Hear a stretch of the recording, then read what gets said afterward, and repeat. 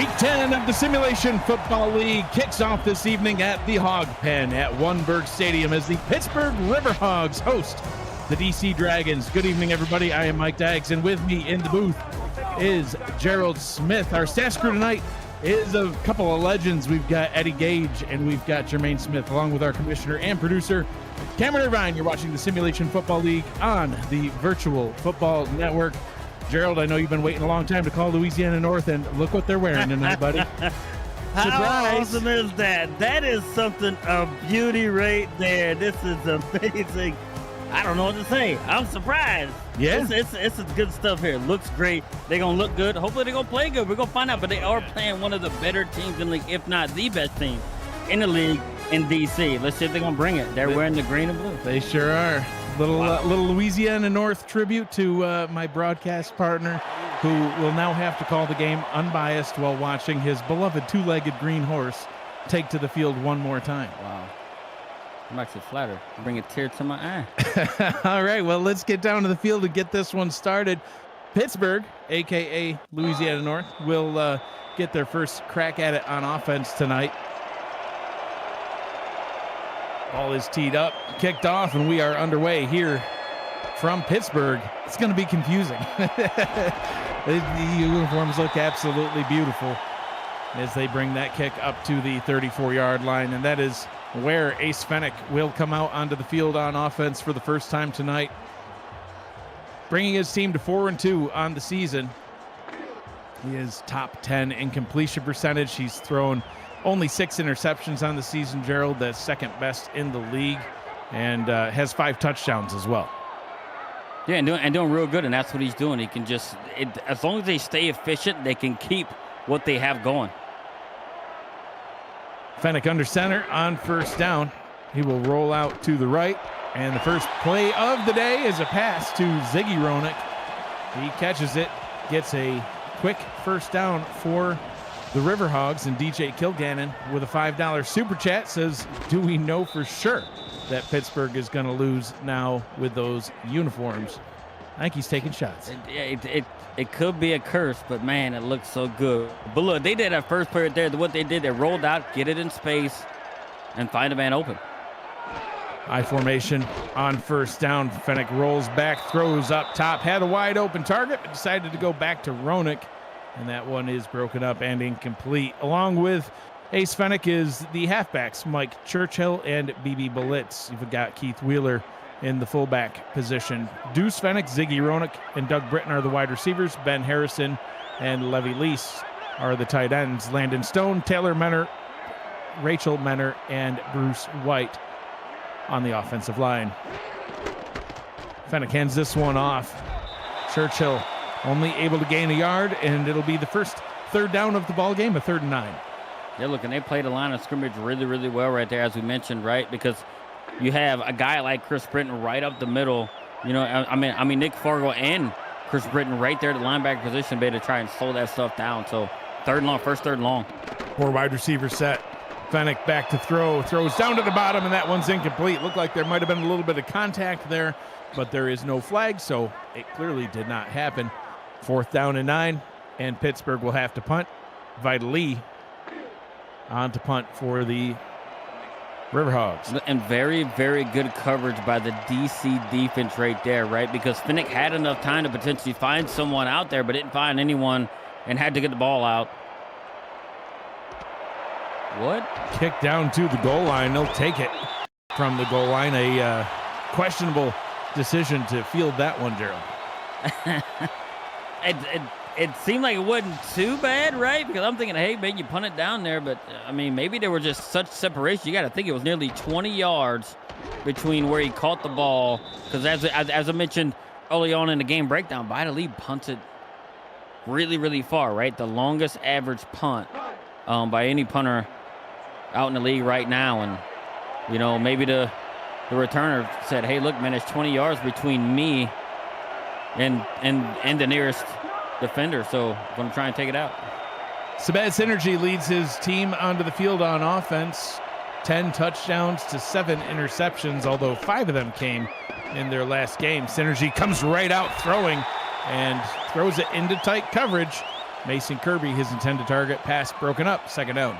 Yeah, and Tom Krieg was right there to just, he ran a better route than the wide receiver did. He did. He was much more in the way. Right, very, very dangerous throw by Synergy. Look, and we haven't seen that up until last week. Him would get a little bit reckless with the ball, but he doesn't want to get in that mode again like they had in the previous game. Synergy on second down, throws over the middle again, and this time overthrows his target, and that one was a pick waiting to happen as your guy, Amante Dubois-Smith. Yeah, dude. The finest name in the SFL. It sure. It says not the finest hands though. That's why he's a safety. But you got to think about it. Like Dubois, look, it's a Louisiana French type name. There you go. And then Smith, it just makes it even better. You're ridiculous. Third down and 10. DC at risk of a quick 3 and out, backed up to their own 15. Synergy rolls to the right, throws over the middle, and there will be no 3 and out as he finds Lauren Percoco, one of the league's top tight ends, playing at an all-star level. That's her 28th catch on the season, has over 400 yards and 4 touchdowns to her name. Gets another one there. Yeah, and Synergy stood in there just long enough for Lauren Percoco to find herself open, and he didn't miss. He had a bad throw, he had an overthrow, but did not miss that target. Third time was a charm for him. First down and 10 from the 33. Short drop for Synergy. Quick pass, and it's picked off, and it's going to be a pick 6 all the way back to the house. Touchdown for the Riverhogs. Doug Day with the interception. Dougie Day, a former Rev in Rev colors, picking it off and taking it for a touchdown. Jumped right up, right in the way from his linebacker position, was a former defensive back. He got decent hands, knows how to cover, and he doesn't miss it. Steps right in front of the ball and gives his team now, pending the extra point, a 7-point lead. And the interceptions continue for Synergy. And Doug Day, his second interception on the season. And Gerald, he got a touchdown on the first one as well. So his 9th career pick 6. One more to get rounded out to a nice 10. We've got Eddie Gage with us on stats tonight. I hope he knows how to log the pick 6 into the statistical category. It pains him to do that on the stat sheet. Pains him. Synergy will get another shot at it. They're going to take this one 5 yards deep out of the end zone. Kirby spins, brings it up the middle, and gets up to the 31-yard line. Eddie Gage not enjoying our commentary in this one tonight. I don't know. Maybe his keyboard's small. Can't see the numbers real good, or I don't know. It had to be said once, but that's it. I'm sure I've let him down again. First down and 10 for the Dragons. Connor Weston in motion down to the bottom. Synergy tosses this one to Kevin Say. He'll go only for a 1-yard gain. We'll look at the rest of this DC offense. We've also got Sam Harrison as the other halfback. Chuck Steller is the fullback. At wide receiver, Ronnie Shanahan, Mason Kirby, and Connor Weston. Jay Hayden, Lauren Percoco, and James Walters are the tight ends. Connie Cook, Al Friedman, and Michael Percoco on the offensive line. Synergy finds a relatively open Connor Weston for a big gain. Gets the first down and moves the sticks. Yeah, and Connor Weston is their leading receiver, right? He's, like we mentioned early on in our breakdown, 4th in receptions in the league, also 4th in receiving yards. So he has had a knack for finding himself open, being able to get open for Synergy. But just think about it, that's the 4th pick 6 Synergy has thrown in the last 2 games. Yeah, that's really tough. Synergy over the middle, keeps on throwing. Percoco gets the catch, and another big gain. They're now in Pittsburgh territory. Look, and I do think this is going to be a key to DC's success, is getting Lauren Percoco pretty heavily involved, and she typically is in this offense, right? She's the 2nd leading receiver in terms of receptions and yards on the squad behind Connor Weston. So it's, for DC to be successful, especially in the passing game, if Synergy can just not throw any more pick 6s, I do think, they're going to have a really good shot of, coming into Pittsburgh and winning. Synergy back to throw, throws down to the bottom, finds Weston almost into the end zone. It'll be a first down and goal from the 1 yard line. A huge pickup by Connor Weston. Wow, and they going down there just throwing the ball, right? In 3 plays. I do believe this is going to be the 4th play of the drive right here. And Connor Weston, Percoco, Connor Weston again right here, just going down there and say, hey, look, we're not afraid to put it in our quarterback's hands because we know he is as good as we think he is. And they're on the doorstep of tying it up. 27-yard pickup for Weston. First down and goal. Synergy throws, and that one's batted down. He just threw it into a wall named Odette Boudreau. 6'6", 340 pounds. That's a lot of Boudreau. Yeah, I know. Them former Reds got to show out. That's what they do. Sporting that green and the 2-legged horse. Second and goal from the half-yard line.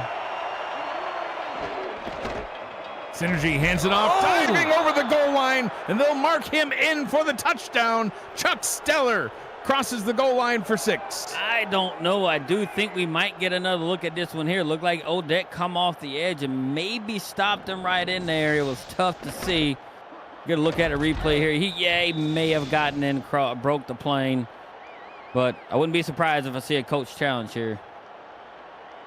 Yeah, I wouldn't be surprised either, but No. It looks like it's not look like going to happen as Ron Van Cleef out for the extra point. So not even going to take another look. Maybe the coach or someone up in the booth saw a better angle and they were content to say, yeah, he got it in there. So it was close. He may have reached out. Looking at a second monitor, a little bit of a slow time. Looked like he may have reached it out just before he got hit to fall to the ground. Yeah, all you need is just a little tiny piece of the ball to cross that goal line. So that's all that needs to be done. The fullback for Pittsburgh, Keith Wheeler, in the chat says, wait, the fullback can carry the ball? I mean, depends on the fullback. I think it's more shade at his own squad. Yeah, that's what I'm saying. But look, but what a response by DC, being able to go down there with no fear, go down, all passes, and then you just get Chuck Stellar jumping through at the dismay of Keith Wheeler. He's like, oh, I don't get no love, but yeah, right. somebody does. Yeah, it's tough sometimes to bounce back from that. You not only lose possession of the ball, but you're spotting the other team a full touchdown. But yeah, kudos to DC coming back out, getting the touchdown on the next drive. Well, good defensive pressure breaking that pass. Yeah, I mean, I gotta say, Keith, I'm looking at stats, man. Yeah, they gave you a shot. You went backwards. You had negative 2 yards. I don't know if they got faith in you after that. Yeah, you're running the wrong way. Second down and 10. Keith Wheeler safely on the sideline where he can do no damage. Fennick back to throw. Pass up top into and he gets the catch and breaks away. Ziggy Roenick, the jump ball.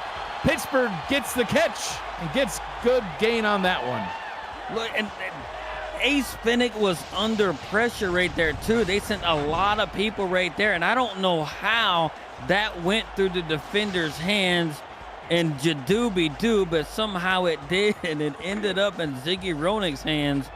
I actually thought it was a pick. I did too, but nope, 24-yard pickup for the Hogs. Keith Wheeler letting me know he's playing tight end number 2 tonight, so maybe he was out there. Well, he definitely not going to be running from that spot.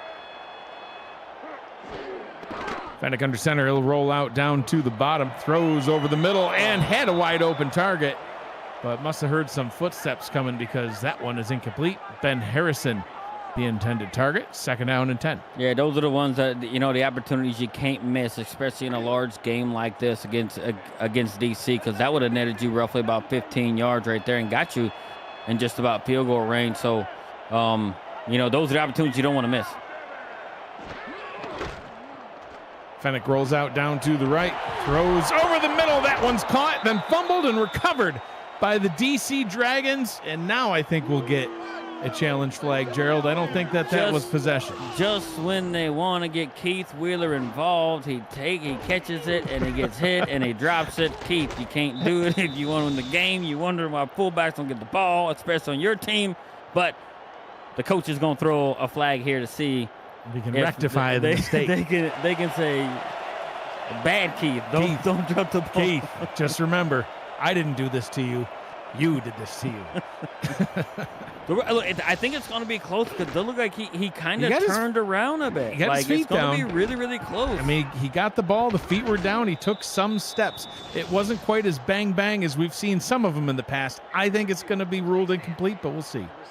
Oh, the play stands. Wow. Yeah, okay. Ruling on the field stands. Wow. So, Gerald, I think it was because, like I said, we saw him make the catch, and if you watch, his feet do make a couple of steps, and like you said, he started to turn. So I think it was just enough of a possession to be ruled that way. Also, like we even in this league, we don't know what a catch is. Not a clue. Not a clue. We don't even know what we're doing up here. But DC, the benefactors of that turnover, and see if they can capitalize on as they go back to their fullback, Chuck Stellar. Look, and as I mentioned right here, Kane Vasquez comes right in there, playing the line of scrimmage really well just to keep that run to only 2 yards. But, you know, from one fullback to another, the other one drops it, the other one holds on to it. Get him on the jokes machine. Percoco in motion down to the bottom. Synergy to throw. Has time. Throws deep middle into double coverage and still finds his target. Mason Kirby with the big pickup. I actually thought that would have been another pick similar to what we saw on the Pittsburgh drive there. And I think it was Wilbrock Bussey were right through his hands, but what good concentration right there by the wide receiver to actually, you know, stay concentrated and not allowing somebody flashing up in the front of your face to deter you from actually catching the ball. And now they're in Pittsburgh territory, moving the ball pretty quickly. Synergy rolls out down to the bottom, throws back middle again, and that one is intercepted.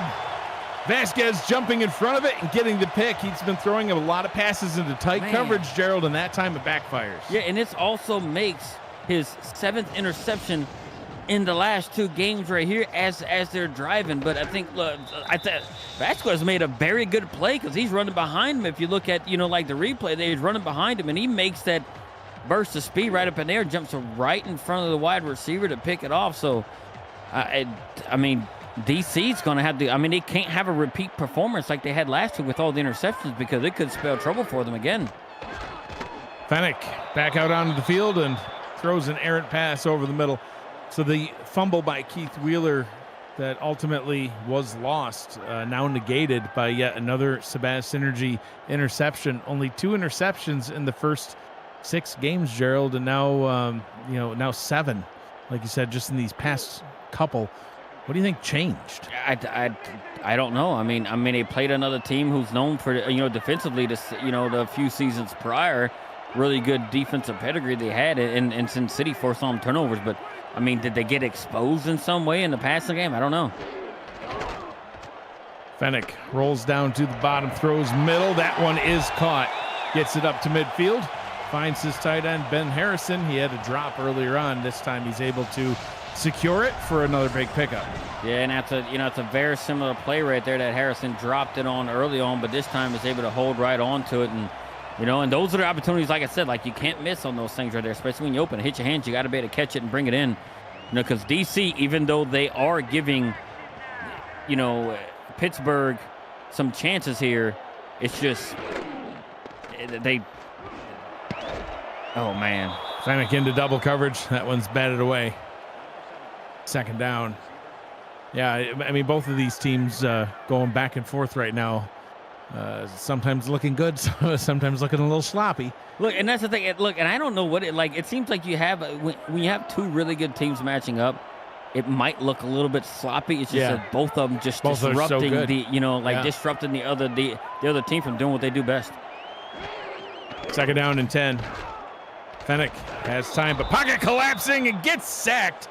Brought down by Kano Forston, who gets the sack, and big loss on that one. First full sack on the season for Forston. Now with 1.5. And we'll roll through the rest of the DC defense. Along with Forston on that defensive line, you've got John Gary, Seth Harrison, Mike Wagner and Jose Fuentes at linebacker. Nick Fargo and Chris Britton the third will get into the secondary after this 3rd down and 15. Fennick has time, throws for the yardage and gets the catch all the way down to Deuce Fennick and converts a big 3rd and 15. Yeah, you get that ace to Deuce connection right here for the first time in this game. He threw it deep. And I don't even know how he made it because the defender and Billy Beers was just looking right at it. It looked like he just didn't see it come right over his head and just allowed Deuce to be able to grab it from the brother. 32-yard catch from Fennick to Fennick. Ace Fennick to throw once again, decides to take off and run with it. Picks up about 6 yards. The secondary here for the DC Dragons. Jadooby-Doo, Daryl Bullock, Billy Beers, Tyler Highfield, Peanut Say, and Kev Say Jr. 2nd down and 4 after a rare Ace Fennick scramble. Pitch up top. That one's going to lose them some yards. Mike Churchill gets tackled for a loss of 2. Peanut Say getting the TFL. Yeah, and I mean, I would have expected to see Churchill get a lot more carries than what he's had so far. He's only had, two carries. 2 carries for -1. Yeah, it's just not going very. Oh my God! Oh, and sacked on the play. Jeez. You know, Nick there he Fargo is. was so fast, shot the gap, and Fennick ran right into him. Yeah, he had no space to split him. Too quick. So far, rushing stats-wise for the Pittsburgh Riverhogs, you've got Mike Churchill, 2 carries for -1 yard, and Ace Fennick now credited with 3 carries for -5. So -6 rushing yards on the day for the Riverhogs.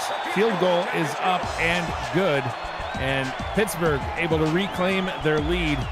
The legend, Otis Boudreau, been in the All-Star game only a couple of times, Gerald. That's actually kind of surprising. It seems like he would just be in there perennially all 11 seasons, but special teams player of the season back in season 17, and I know holds a special place in your heart.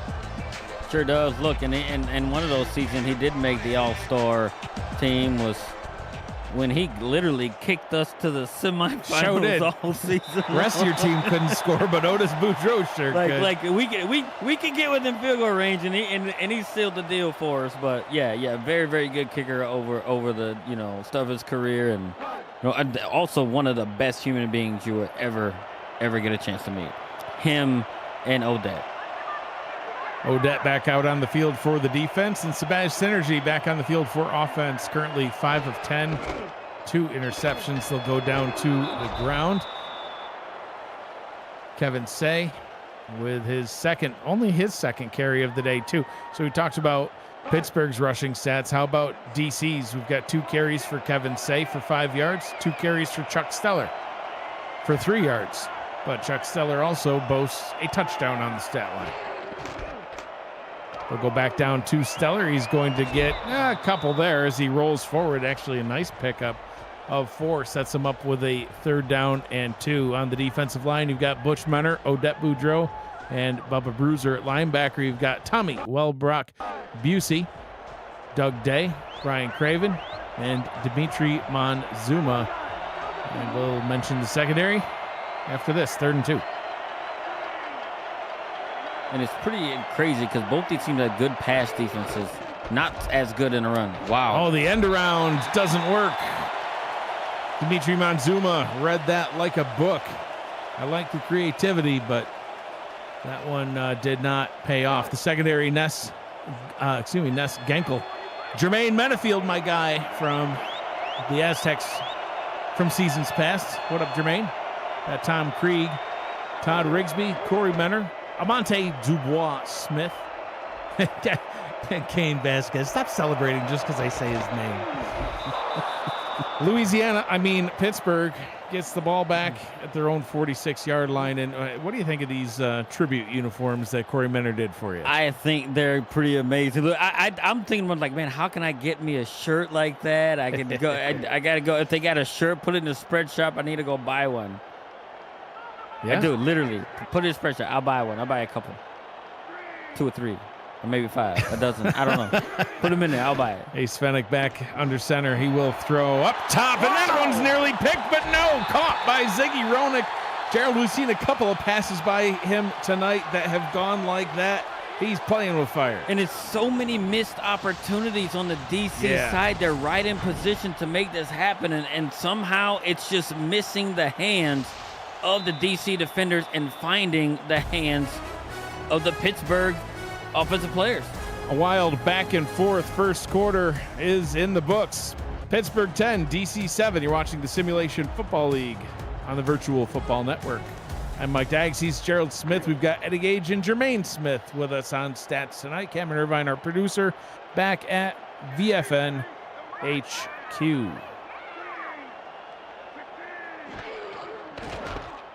Fenech back to pass, has a clean pocket, and throws down into double coverage again. I just mentioned he's playing with fire, Gerald. He's not stopping. Yeah, and it's kind of crazy because it looks like the wide receiver actually got his hands on the ball even at that moment, right, to be able to pull it in, but he got hit, and it was actually jarred loose. But very, very good protection by the offensive line right there. But when Pittsburgh is struggling, on offense, is when DC sends a lot of people in the pressure. Ace Fenech.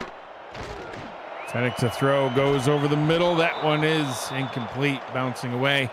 And fun fact, I just noticed Levy Lease, the tight end, is playing center tonight. Not sure if that's a regular thing or just today, but there he is.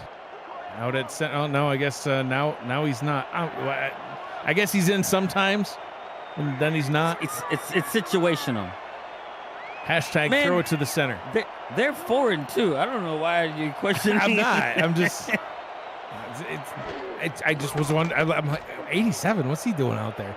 Fenech has time. Throws up top. And that one is incomplete. Tight coverage, and the pass is broken up. So 4th down and 10 in Otis Boudreaux field goal range for sure. Everything's in Otis Boudreaux's field goal range. It's just when he gets the opportunity, he'll nail it. But look, and it's a very, very good defensive stop right there for DC, right? Being able to come up as, Pittsburgh starts getting down toward there to get closer to the end zone to be able to stop him, because it still keeps it a one-score game with this field goal attempt if he makes it. High snap, ball straight down the middle. That one is good, and Pittsburgh extends their lead after a 5-play drive. 13-7 now out in front in this one, and Boudreaux now 13 of 14 on the season.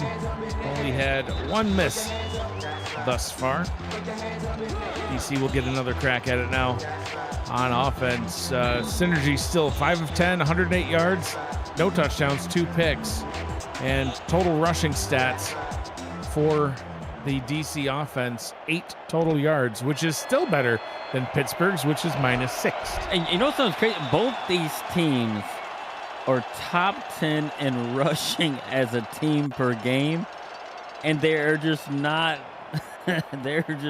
doing well rushing the ball right now. Look, and the strength of these teams is in a passing game, and both these teams are passing more than they're actually rushing. So it's a little bit strange, right? They're more susceptible to the run. You would think they would just do that, but not so much in the game plan. 25 combined pass attempts between these two squads so far, as Menor gets the tackle right back at the line of scrimmage. Kevin Say going nowhere. I can't stop staring at these uniforms, man. They look good. Yeah, they do. The 2-legged horse came out of the pasture and got printed right on the side of a jersey. Well, I guess you just willed it into existence. Accidentally, but look, it's awesome. Looks great. I love it. Synergy over the middle. No. Percoco, a rare drop. Lauren Percoco, very reliable target on most pass attempts. That one incomplete, 3rd and 10. And that is something that you just do not see, like you just mentioned. Like, you don't see her drop past it because she had it right in her hands. Look like she may have just bobbled it a bit as she was getting hit. And I mean, because she had a clean catch, she just couldn't haul it in. 4-receiver set on 3rd down. Synergy under pressure, hit as he throws, and that one falls harmlessly to the turf. And a quick 3 and out for the DC Dragons. Bubba Bruiser put a spin move I mean, a swim move right on the defender there, it looked like, and able to get right in there. And wow, quick 3 and out. Van Cleef on to punt for the Dragons. Fair catch called for back at the 29-yard line, and that's where Fenwick will lead his offense back out onto the field. And yeah, these tribute uniforms have been something that's been in the work for several months. Have been oh yeah. Oh really? Oh wow. yeah. I've known about it for a long time. We've just been trying to find the right opportunity to get a Pittsburgh game into our time slot. And when I saw DC Pittsburgh, I'm like, I had to call up Corey and say, hey, this is the one. Oh man, these things it's a thing of beauty, I tell you. We conspired against you to surprise you. It's almost like a birthday present. I'm not gonna lie, I feel great. Like, look, it's I don't know, made my week, I tell you. Made my month. No, made my last couple of seasons. There you go. This is something really good. I 100% appreciate it. It's amazing. Nick Fargo with the stop there after a 2-yard gain. 6 on the line now for the Dragons. Going back down to the ground. Finally, some positive rushing yards for Mike Churchill as he picks up a good chunk there. They'll credit him with 6. Sets up Pittsburgh with a 3rd and 2. It's the longest rush by anybody. It matches the same by Ace Fenwick on the day for both teams. Yeah, Ace Fenwick up until that point had the longest rush of the day through a full quarter and the first 2 minutes of quarter number 2. They'll go back down to the ground on 3rd and 2, and they now have eclipsed that 6-yard long. I was actually wondering right then, right, if Keith was in the backfield, if they were to get Keith was in the backfield. I'm like, are they going to give it to Keith? I don't know if they trust him. They said, we just give it to BB. 1st down and 10 for the Riverhogs. Get your wallet ready, Gerald. The uniforms are going into the shop. Bought. 1st down and 10 from the 48-yard line.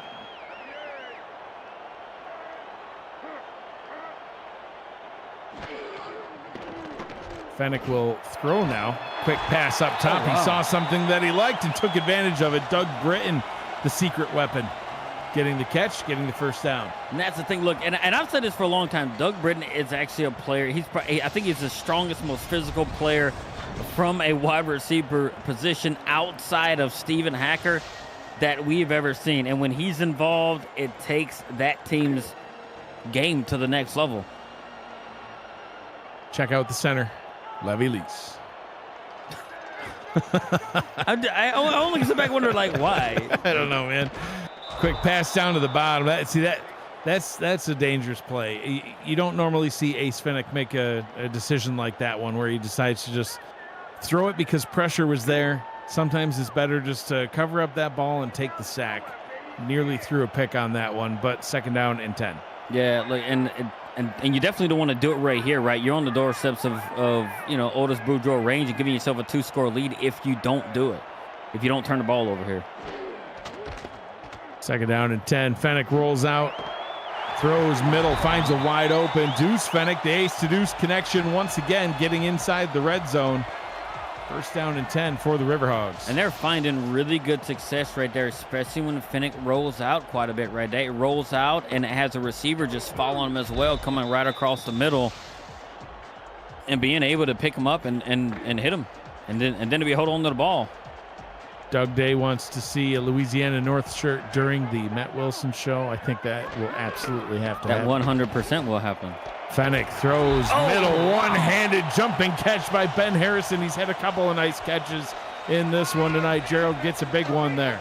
Yeah, and did it right there, right? And it was a little bit far out of his reach. If it gets past him, it could very well be intercepted because there's a safety sitting right back there waiting. Oh, yeah. But Ben Harrison saves Ace Fenwick just a little bit and this drive. Billy reaching Beers, out, grabbing that ball. Billy Beers saw that one coming straight towards him and thought, oh, this is mine. And nope, then that long arm of Harrison gets out in front of it and gets the catch. Beers with the tackle. Fenwick throws down to the bottom, a check down to Churchill. Only gains about a yard, 2nd and goal. Jadoobie-Doo made an excellent open field tackle right there. I do believe that's who that was. Jadoobie-Doo on that end brought him down because if he got past him, that's a touchdown. and they're looking at being down 13 points. That was actually a 1-yard loss. Doobie-Doo got a TFL on that one. Oh, but it's all for naught as BB Blitz just pushes his way into the end zone and gets the touchdown. Pittsburgh now out in front 19-7, extra point pending. And BB decided to take the cutback lane when he didn't really need to. He had everything there. BB hit the cutback, had the cutback lane because he didn't like what he saw. But look, it didn't matter. He got in there anyway, got it in there, and got his team a 2-score lead. Look, and with 5.5 minutes left in the second quarter, I mean, DC's got to do something. Extra point is good, 20-7. Riverhogs out in front, 9 plays, 72 yards, resulting in a touchdown. 4 rushing plays, and then they went 4 or 5 on passing. A very efficient drive, Gerald, where they were able to take advantage of both the run and the pass, and just take what the defense gave them. Didn't make any mistakes on that one. You made that look, and they had really good protection too. But it also looks like DC is sitting a little bit more back on defense. Right, early on they were applying a lot of pressure up front. They haven't been sending the blitz on these last few drives. So, maybe if they apply more pressure on Fennec, might be able to force some mistakes. See what DC can do as Synergy tries to find his target over the middle, but that one is immediately swatted away by Corey Menner, playing center field. Second down. Yeah, Corey Menner putting his hand up right there to just prevent the ball from being caught. And look, and I got to think from a DC standpoint, right now, hey, look, are they kind of starting to question their game plan and what they've done with 6-0, and then you lose like you did last week on those 5 interceptions? You gotta do something. Synergy up top, and Connor Weston says, no, we're not out of this one. He gets the catch and moves the chains for the Dragons. Goose Busters in the chat saying, does DC get blown out 2 games in a row? I don't think so. I mean, they've made a couple of mistakes in this one already. Synergy threw a pick 6, which obviously cost them. It definitely cost them the game last week. But cost them 7 points in this one. But then they immediately responded with a drive where they ended up getting an offensive touchdown. And, there's still 2.5 quarters to go. Anything can happen. And there's Lauren Prococo.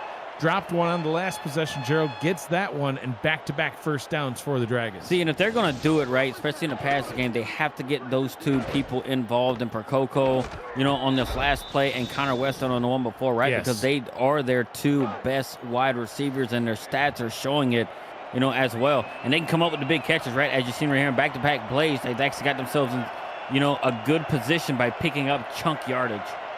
Connor Weston, top 5 in receptions and yards so far this season. They go back to the end around. Gerald, Connor Weston now with a carry, which is going to be his first carry of the season. That one goes for another loss, a loss of 4. I don't know. That was so slow developing, and Doug Day read it like a buck. Synergy throwing over the middle, and that one is caught by Prococo. Almost looked like she plucked it right out of the hands of the defender. I want to go back to that end around though real quick. As an offensive coordinator myself, I've dabbled with that. I mean, I've got a lot of speedy receivers on the Aztecs, like to take advantage of that, get the ball in their hands. It's not a play that seems to work well against an SFL defense. No, because they actually and the defense recognizes it really quick, right? Because of how long it takes to develop and everything else. But that's why that last play, that's why you pay Lauren Prococo the big bucks that she does, going up there and pulling it down in traffic. Let's see if they go back to Connor Weston. Yeah. Look at him. Connor Weston jumping up, getting hit, holds on to the ball. Like I mentioned, he's top 5 in receptions and yards now with his yards in this game, over 600 on the season. He's only found the end zone a couple of times. Lauren Prococo has doubled the touchdowns that Weston has. But we'll see if that continues on. Look, and that's going to be a part of it too. Like they have to keep getting him involved. Oh, look at this. Yeah, finding another target now. Mason Kirby with his second catch of the day. He had a 24-yarder earlier on in the game. Gets another big catch there. That one good for a pickup of about 17, I believe. And protection has been pretty good for Synergy this entire drive. That last play right there, they got a little bit of penetration, but Synergy found his man before, the defenders got to him. So credit to that offensive line on this drive. See if they go back to Chuck Stellar. No, look at that. Synergy calls his own number and dives over the pile for the touchdown. Love me a good quarterback sneak.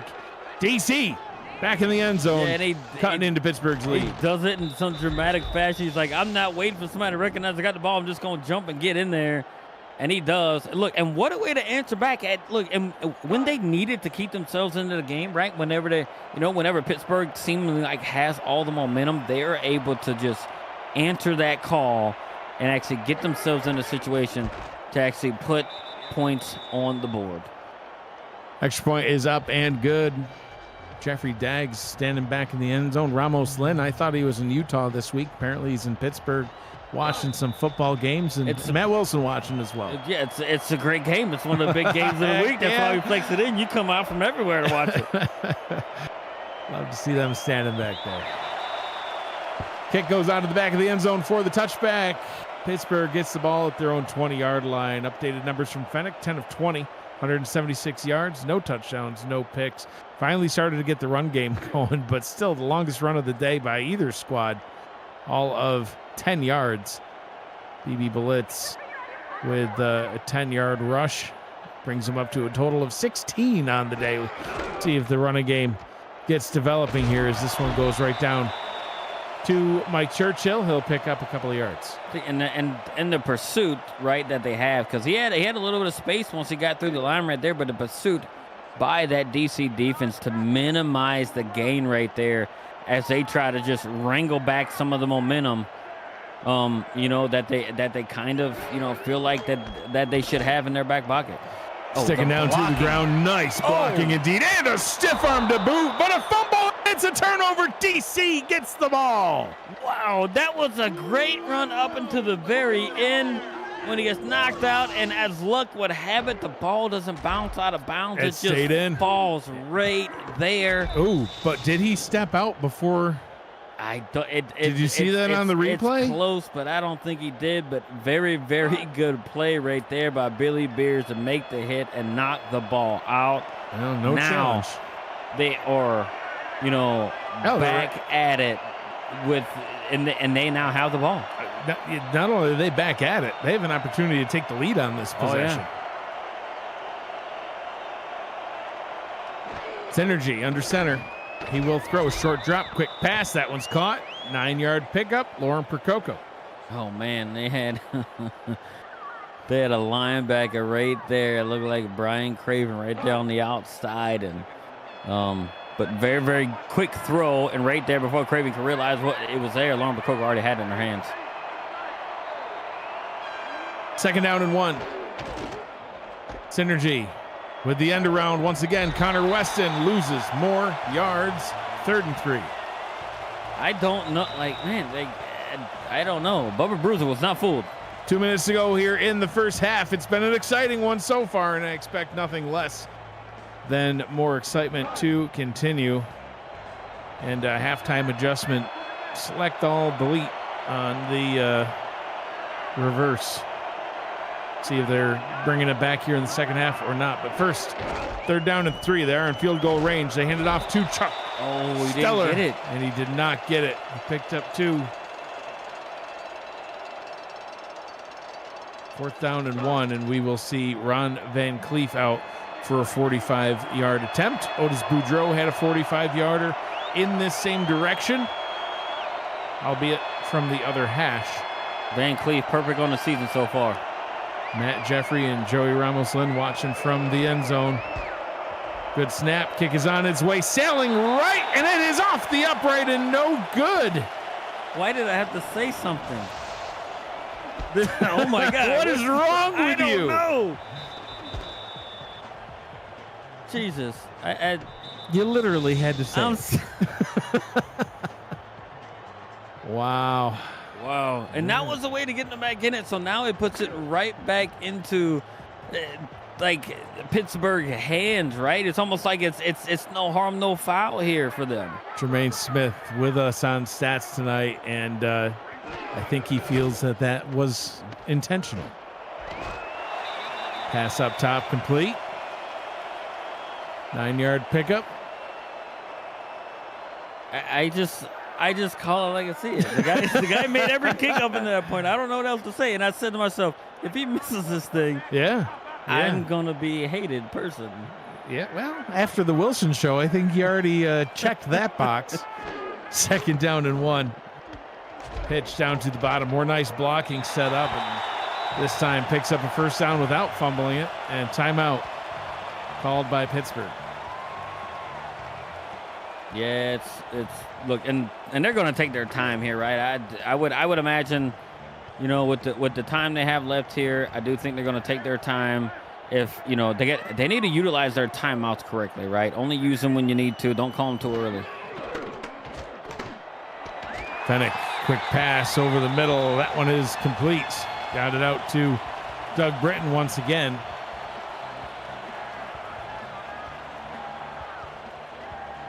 And moving the sticks. Yeah, look, and they're doing it, right? Like, after the missed field goal, you have to take the opportunities. You have to take the opportunities that are given you right here, and that's exactly what they did. What so far, what they're doing so far. That pass into double coverage. Definitely some contact in that one, and there was a flag thrown on the play. Pass interference called on the Dragons. Automatic 1st down for the Riverhogs. I don't know. I thought it was going to be a pick, right? You had a couple guys there. Let's see if we can see it again.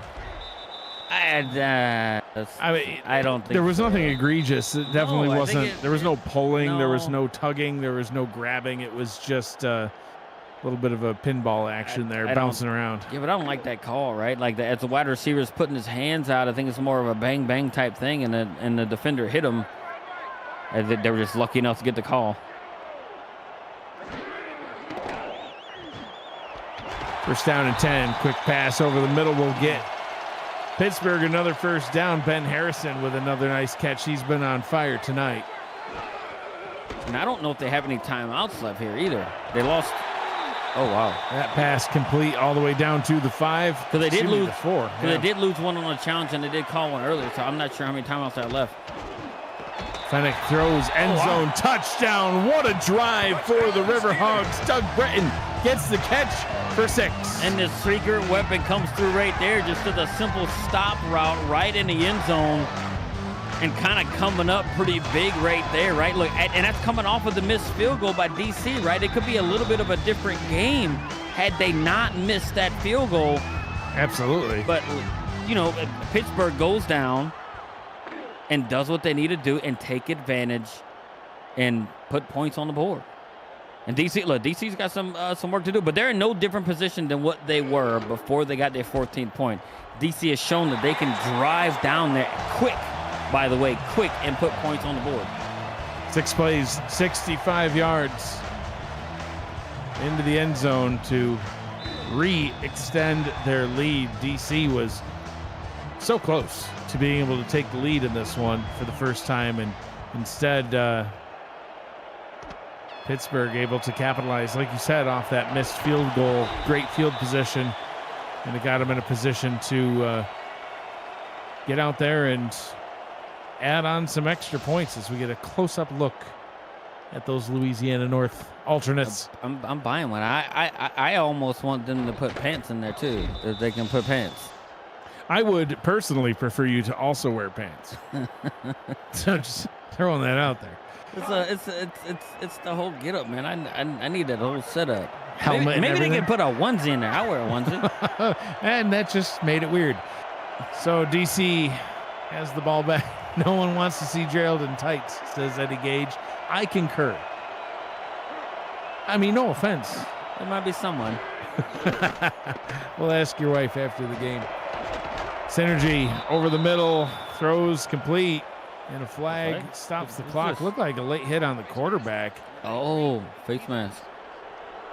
And they do call a face mask. I'm not sure who he face masked. So look how far it brings them to the 43-yard line with 12 seconds left. So, I mean, they can take a shot now, right? A little bit down, maybe get themselves in field goal range. They have time, and they have all 3 timeouts left. I thought we were just going to run this to the half, but let's see what Synergy decides to do. And he will stick to a toss. Throws that one up top. They will not call a timeout, so they are content to let this roll into the second half. So down 13 points. DC finds themselves at halftime. Pittsburgh out in front 27-14 over the Dragons. DC will get the ball to start the second half, which might play into why they were content to just let this go into halftime, make some adjustments, regroup, get back into the game mode here in the second half. Gerald, your thoughts on the first half so far? I think it's all the mistakes by DC right now, right? Like they had a good stop, and then they had the ball, and then it turned into the pick six, right? That was the mistake number one, and then they had another interception that they threw down there, and then they get themselves back down there to kind of close the game up after getting a turnover of their own to maybe close the gap a little bit, and they miss a field goal. And then off that missed field goal, Pittsburgh is able to grab some of that momentum and go down and put another touchdown up for themselves. So it's, like if you take away the mistakes, even the last 2 weeks, last week and this week, you can say it's something a little bit different. Ace Fennick, your halftime player of the game, currently at 15 of 25, around 230 yards and a touchdown. Synergy on the other side, 11 of 19, no touchdowns. He's got 2 interceptions, but he does have a rushing touchdown to his name. As the Dags DroneWorks blimp makes its appearance via shadow. Kick out of the back of the end zone, and we've got an update from Vancouver. Cameron Irvine back at VFN HQ. Cam? Thank you, Mike. Fort Worth giving Vancouver one heck of a game tonight. 13-7 Toros. Christian Brown to Brett Killian in the back of the end zone. The Toros actually outgaining Vancouver by 100 yards, but it's the Legion up 14-13 in the tight one in Canada. Back to you. Thanks, Cam. I'll have to see if I can talk to Nacho after the game and find out how you score points against Vancouver, because I'm not familiar. I can't score points against anybody. I don't have a team, but we were very bad at that when I still had a team. So, but it's a lot closer than what I guess anyone thought it would be at this point. Synergy gets things started here in the second half with a nice pass to Percoco. Gets the first down, and Lauren Percoco through the first half. Very nice yardage between her and Connor Weston, both 4 and 5 catches respectively between Weston and Percoco now with her 5th, and 73 yards for Weston, and Percoco with over 100. Look, and how awesome is she, right? Like for her to do, the thing that she does, and continue to do it at a high level for such a very long time. Like I said, she can be a game changer here, and for them, I do think for them to start inching forward, they're going to have to keep her and Connor Weston involved. Second down and 10 now for the Dragons. Ball at their own 33-yard line. Oh, Synergy throwing that one, swatted away and incomplete. Third down and 10. You're watching Simulation Football League action here on the Virtual Football Network this week on VFN. The SFL continues week 10 tomorrow and Monday, while the UFL playoffs reach conference semifinals Tuesday and Wednesday. SFLM Tuesday and Thursday. No other network gives you more football. The SFL lives on VFN, and the first down lives down on the field in Lauren Percoco's hands. Such a reliable target to convert those third downs. Yeah, it's almost like she just knows what's coming, right? And how the pressure was, because Synergy had a dude right in his face right as he threw the ball, but she made that cut right at the right time, and Synergy threw it to a spot. No passes to the left. Most of them going straight down the center, as we've seen Connor Weston and Lauren Percoco feasting over the middle tonight. Synergy looks and is ripped down and sacked. Big loss on the play. I believe that was Bubba Bruiser with the sack. Yeah, I think Bubba Bruiser comes right in through the middle there and being able to rip right through the offensive lineman. And no, that's Odette coming through with a sack. Again, here it is.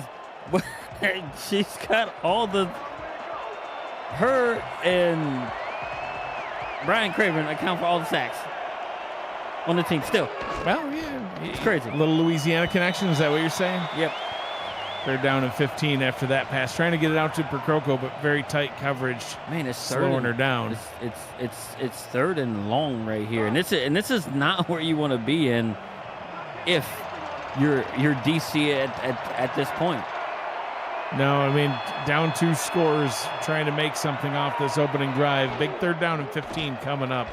Synergy under pressure, hit as he throws, and he's just been under pressure, all night long. Odette able to get back there and break that pass up. 4th down and 15, and the first drive of the second half stalls. Yeah, dude, and that is not the way you want to open the drive, especially being down 2 scores when you know Pittsburgh has a lot of the momentum just off of some of the miscues, right? Some of them are kind of middle mistakes, right? Like, Synergy throwing that pick 6 earlier. I do think it was not in nowhere where he should have thrown the ball.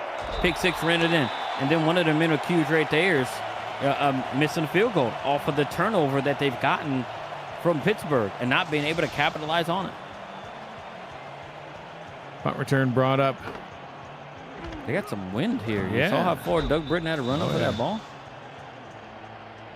Wind definitely blowing into the face of DC here in the third quarter.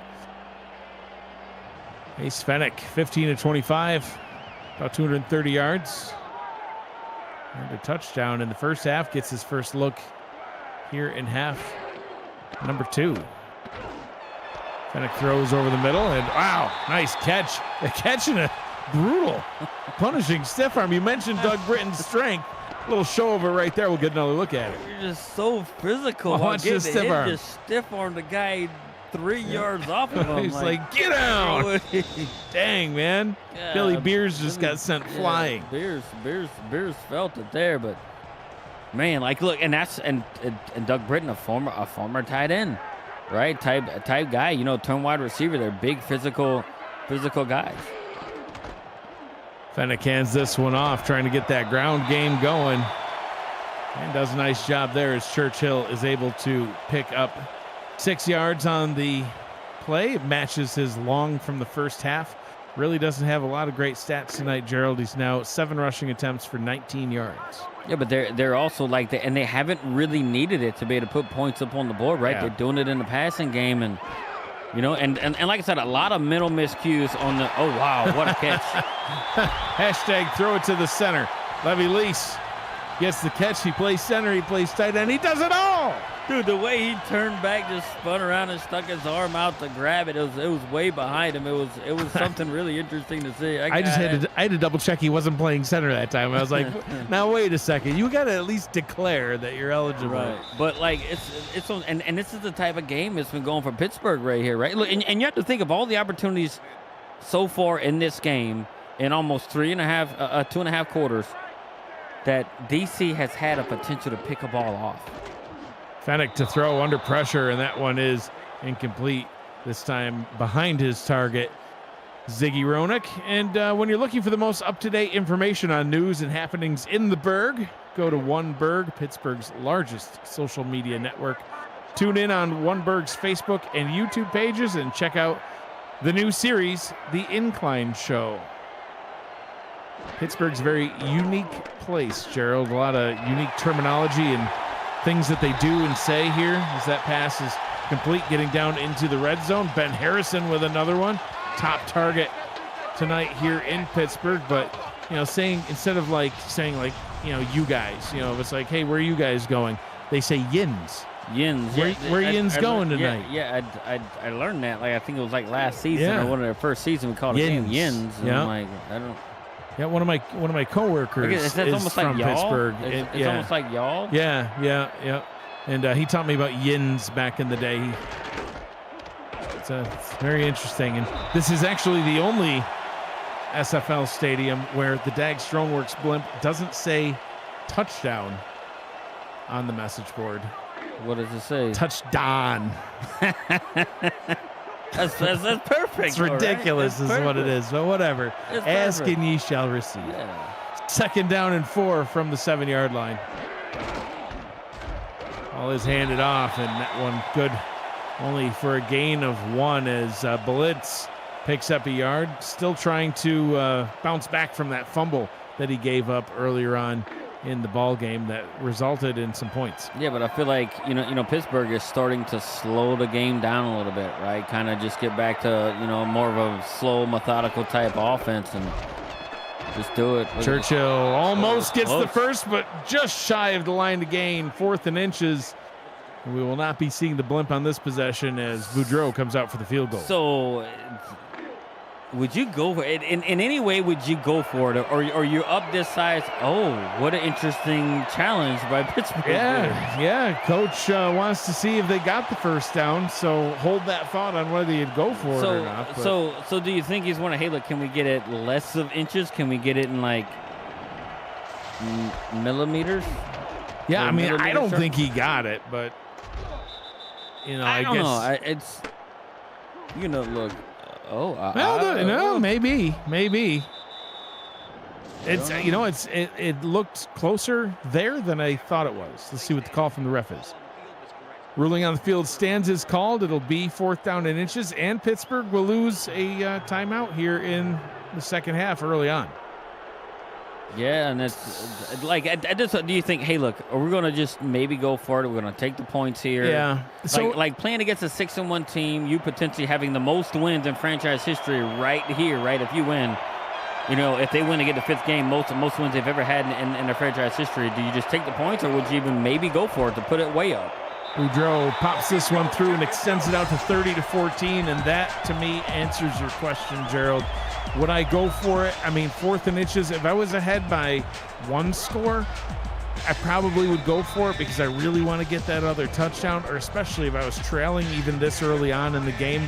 Yeah, I'd probably go for it and see if I could get the touchdown.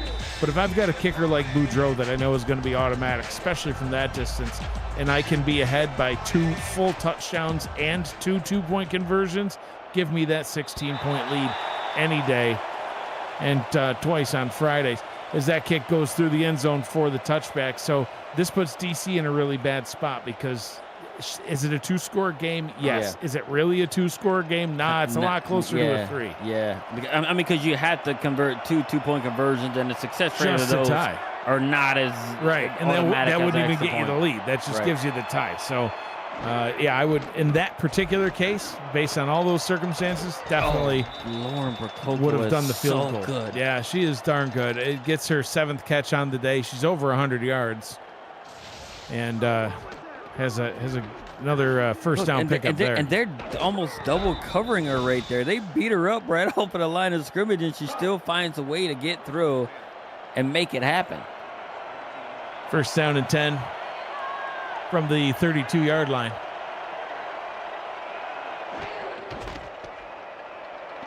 Going to go back down to the ground. Chuck Steller picks up 7. It's good to see fullback running the ball. Don't see that a lot in Pittsburgh, apparently. Well, no, he run the ball. They put the ball in his hands. He kind of dropped it. Yep. And kind of got him in a bad spot, but his teammates was able to bail him out. Oh, wow. Was that broken play? Synergy trying to make the best of it, but sacked in the backfield by Doug Day. Doug Day with a pick, a touchdown, and now a sack. Throw him in on offense. Maybe he can make some receptions too. At one time, I mean, Doug Day wanted to be a wide receiver. Once upon a time. Synergy to throw over the middle. Connor Weston picks up the first, gets them into Pittsburgh territory. DC is on a drive.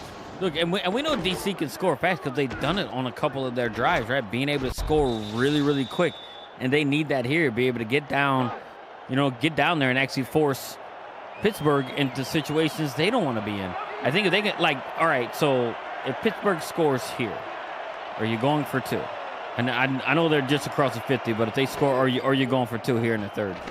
I would, because it's only a 2-score game if you do go for 2 at this point. I know the general rule is kind of you only go for 2 when you have to. I think you have to, because then you'll at least know early what situation you have.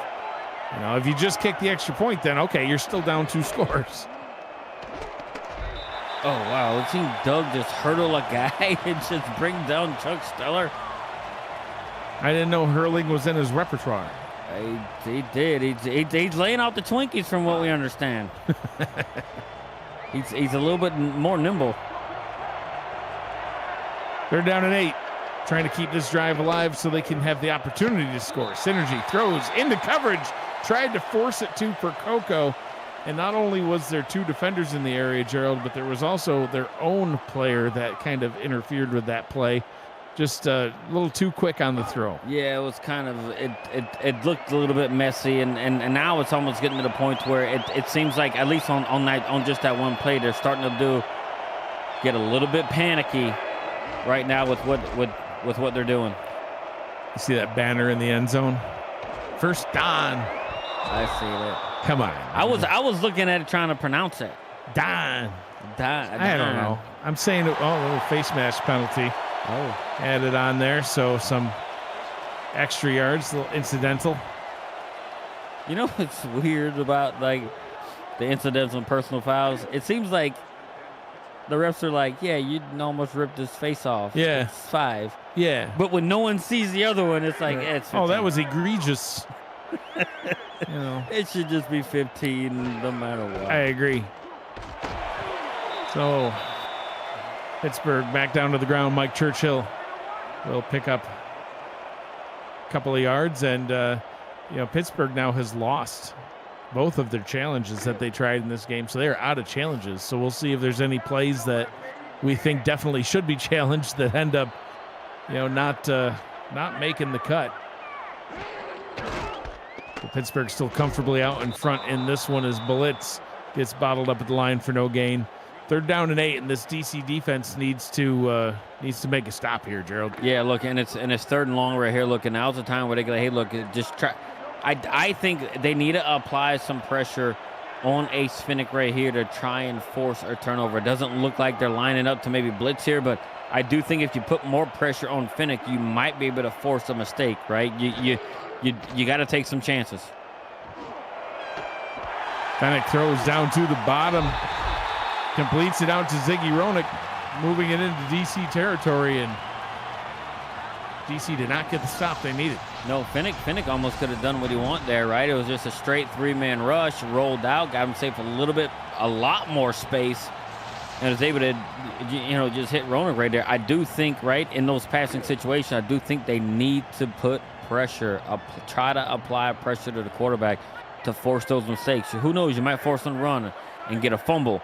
You might make a bad throw and get an interception, right? So I do think they need to start applying pressure to the quarterback. Roenick now passes the 100-yard mark as that pass goes over the middle, and they're just playing catch out there. Ben Harrison able to get another catch. That'll bring him up to about 80 yards on the day himself as his big night continues. Yeah, look, and it's uncharacteristic, especially of this DC defense, right? Them only, allowing an average 190 yards passing a game, and here they are. They've allowed 316 so far today, especially when the passing offense of Pittsburgh is ranked 20th in the league. Yeah. They are more known for them running the ball and using it that way. They just completely flipped it. They're not doing so great on the ground today, especially having the leading rusher, because DC has kind of stopped them, but they're doing really, really well in the passing game. And it's the difference because they're able to move the ball. Final play here in the 3rd quarter. Toss that one up top to BB Blitz, who makes me a liar by stepping out of bounds with 7 seconds to go. What a punishing run. Who was that? Jadooby-doo. Poor guy. Jadooby-don't. He just got laid out, man.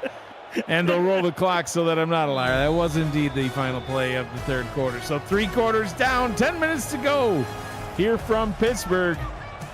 Riverhogs out in front in this one, 30-14. You're watching the Simulation Football League on the Virtual Football Network. I'm Mike Daggs. He's Gerald Smith. We've got Eddie Gage and Jermaine Smith with us on Stats. Cameron Irvine, our producer, back at VHN HQ. In Pittsburgh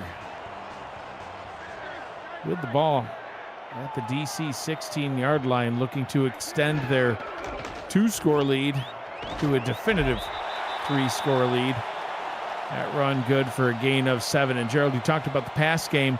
One thing that I notice is the much heavier workload for the tight ends in this one. Ben Harrison in particular, who has about 75, almost 80 yards on the day. Combined, all tight ends on the roster only had 77 yards through the first 6 games. It's got about that just tonight. So, punishing run once again by Blitz. They'll mark him with a 1st and goal. I think he might have been short. But yeah, he might have been a little bit short there. But, man, like, the way this game's been gone, and we're going to get to – I don't know if that's a good challenge. I don't know if that's a good challenge, especially when you if you win it, they're going to be 3rd and really short. Yeah, but versus a 1st and goal, I think I would challenge it as well. We'll get a look at it. But yeah, credit to Pittsburgh for taking advantage of something that they must have seen by getting their tight ends more involved here in this one. To definitely help them out. I mean, Levy Lease got his only 2nd catch on the season tonight for another 12 yards.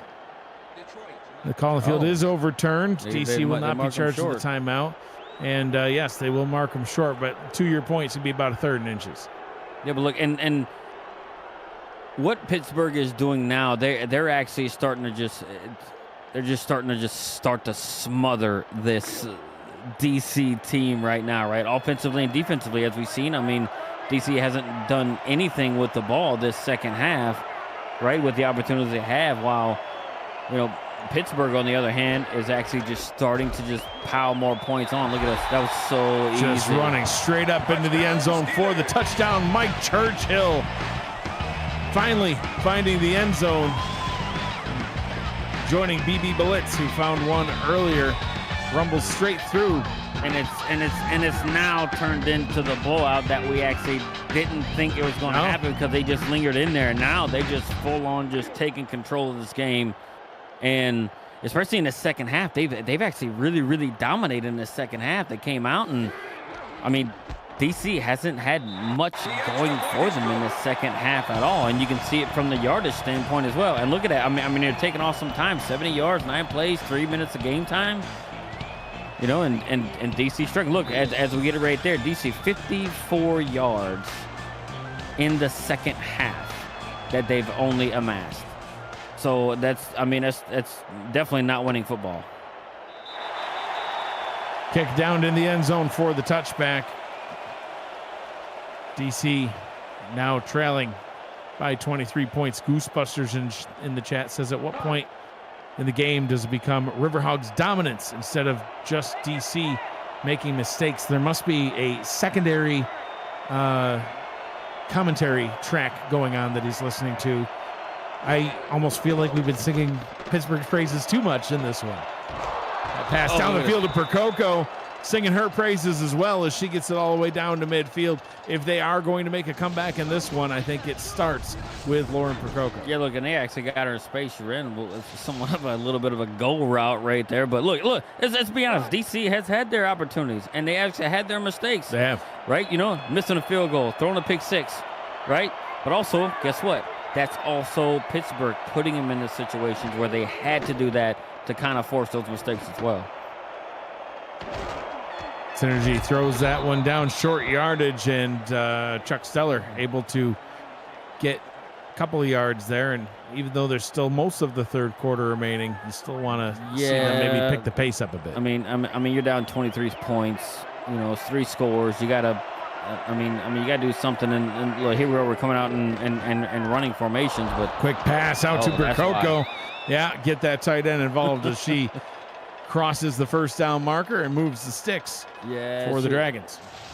I mean, look, I feel like we're going to get a heavy dose of Lauren Percoco with a little bit of sprinkled in Connor Weston as well, because she's been heavily targeted. 14 targets today, with 9 receptions. First down and 10 from the 37. Pitch down to the bottom, and a great play by Craven as he gets another tackle for a loss. Fooled no one. right up front, right? He just is going out wide and ran right into him. And that's a huge tackle for loss. And this is how it's been the second half for DC. Pittsburgh's defense is just straight dominated. 2nd and 14. Synergy pitch up top. Calling the number of Stefan Trejo to see if he can help. He will end up picking up 2. 3rd down and 12. It's no surprise VFN is live again. Please support our hardworking crew by smashing the like button and subscribing to the channel, commenting on this video. It really helps the channel out. Turn notifications on so you never miss a minute of live action. Synergy going to try to get that first himself. Gets about half of what he needed. We'll see if they go for it here on this 4th and 5. Turn on those notifications. You won't miss a minute of a live stream, highlight, or podcast. Thank you for your support of the Virtual Football Network and the SFL. Gerald, they're going to punt. I don't like this idea at all. Not down at the opponent's 32. Whoa, No. he almost pushed him back into the ball. Sure did. Ball goes into the end zone for a touchback, but it almost turned that punt into a great play for DC if he was able to. Like, why are you trying to block the guy? Just get out of the way, Doug. Like, come on. What are you doing, Doug? Unbelievable. Yeah, man. It's like you almost got, dude, that could have been bad. Pittsburgh safely gets the ball at their own 20-yard line. We'll hand this one off. Oh. Mike Churchill, good for a gain of 6. We're gonna see a lot of looking. I don't blame him, right? Why put the ball in the air and put it severely at risk? I think we're gonna see a lot of the run game with Churchill, blitz minus Wheeler. We already know how that goes. Been there, done that. They learned their lesson. got the turnover to show for it. 2nd down and 4. 6 minutes to go here in this one. Going back down to Blitz. Wow. Blitz picks up the first down and steps out of bounds, stopping the clock with 6:07 and getting another first down. Tuesdays and Thursdays, the SFLM is on VFN. Season 11 is underway and resumes Tuesday, September 23rd at 8 p.m. Eastern with the Birmingham Hellhounds and the New York Gargoyles.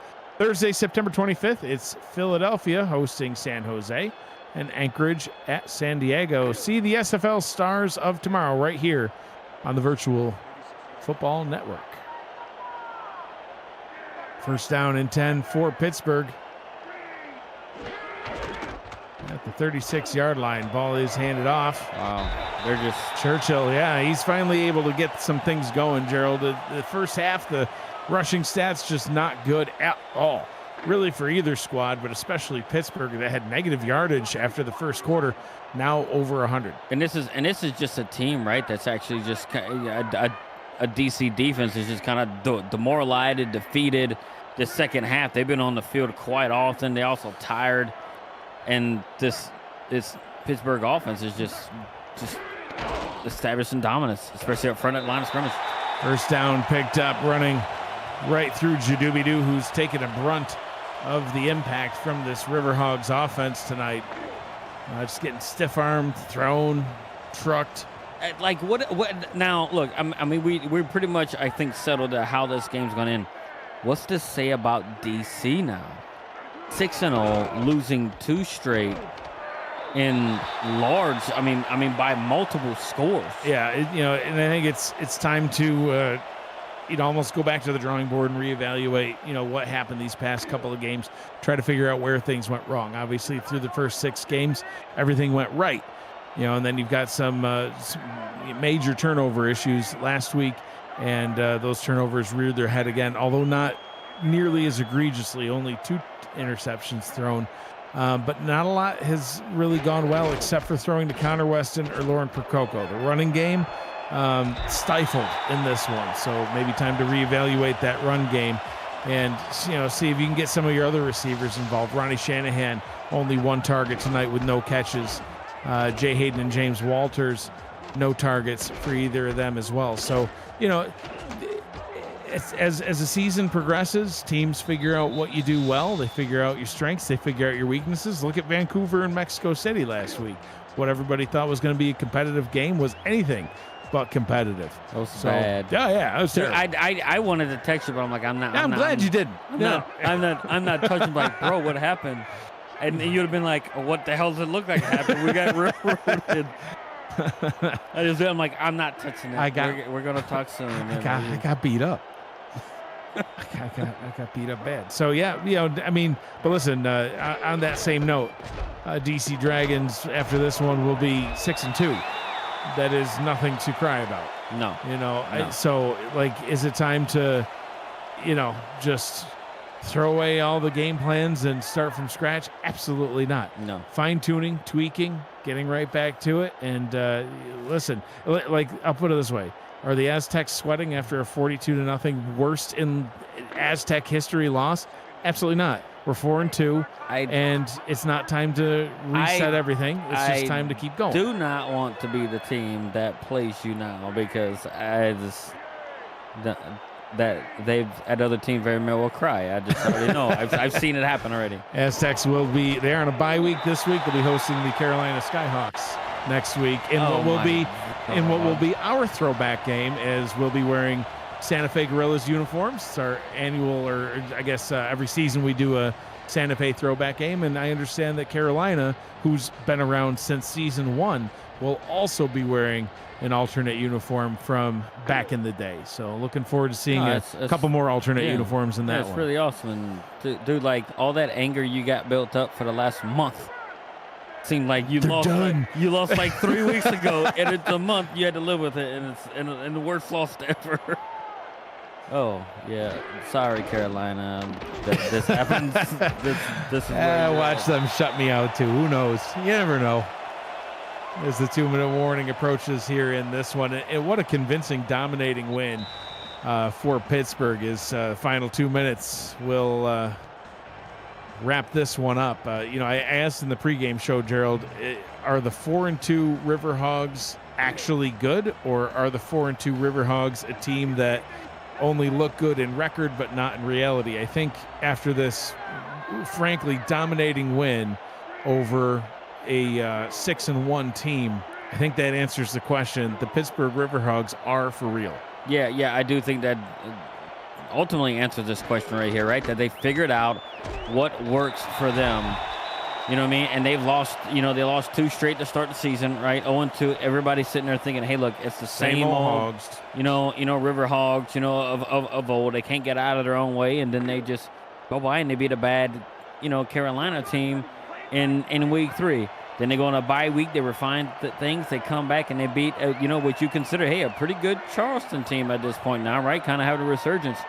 And then they just demolish, an OKC team that we know what they are. Everybody knows what they are. But then they beat a Queen City team that in the last game in week 9, they beat a Queen City team that we're like, hey, look, that we think's got a little bit of something, rebuilding.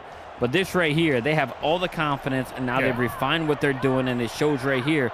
Very minimal mistakes that they've actually, made, and they putting up a ton of yards and a ton of points at the same time. Truly a signature win tonight for the Riverhogs, doing it wearing the Louisiana North alternate uniforms just for you.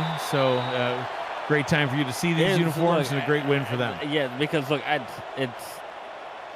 it's good for me to see, right? Like the green and blue and the logo out there. I super appreciate it, just to see these colors win a game again, right? When they're out of league, and look, and I really appreciate Corey doing it. I dubbed them that because they're a lot of our players. Look, and I'm not gonna lie, they have some of the best people, on this team and in this organization, as do many teams, right? But it's no secret, right, that they have been one of my favorite teams since their inception. So it's really good to see. And this, I'm not gonna lie, it means a lot to me, and I'm gonna get me a shirt. Clock will continue to roll as DC now out of timeouts, 3rd down and 2. We've got a couple more games coming up later on tonight at 9:45 Eastern time. We've got Minnesota at Washington, sure to be a great one. Brandon Walters and Mark Lopez on the call together. And then at 10 p.m. Eastern, we've got Chicago at Denver. Another great matchup tonight. Cameron Judy and Anthony Ellison. Fantastic broadcast crew on that one.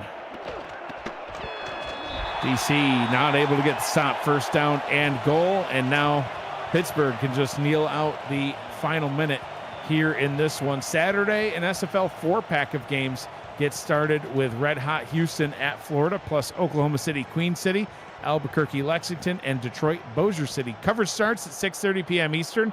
The SFL lives on the Virtual Football Network. DC will fall to 6-2 on the season, and Pittsburgh will improve to 5-2. Next up for the Dragons, they hit the bye week, and then in week 12 they will be at home versus the currently 3-4 Detroit Maulers, a division rival of theirs. That game was slated for Saturday, October 4th. And next up for Pittsburgh, they will still be here in Pittsburgh next week against 1-5 Los Angeles, Gerald. So that's a game that, you know, I think statistically looks like they have a good shot to win, let's say. So 6-2 on the horizon potentially for the Riverhogs as well. But that's it for us here in this one. Pittsburgh gets the win 37-14 over the DC Dragons. Gerald, your final thoughts here in this one. It looked like early on, right, that Pittsburgh was kind of going to just pull away, but DC kept themselves in it, and then all of a sudden, right, once, toward the end of that first half, Pittsburgh just started laying it on, and then they just pitched a shutout in the second half right here to just prove to the SFL, hey, look, we are for real. We're just not beating bad teams. Hey, look, we have beat teams, but you can only beat who's on your schedule, and they have done it. And their biggest win, their big signature win in their short existence is the 6-1 DC Dragons. Congratulations, Louisiana North. Great jerseys. Approaching the 2-minute warning in the Fort Worth-Vancouver game. Vancouver winning 24-20, but Fort Worth in possession of the ball, so get yourselves over there. This has been a presentation of the SFL on the Virtual Football Network. For Gerald Smith, Eddie Gage, Jermaine Smith, Cameron Irvine, and Matt Wilson, who's always with me in spirit, I'm Mike Daggs. Thanks for joining us. Be kind to one another. Always choose happy. Have a great night.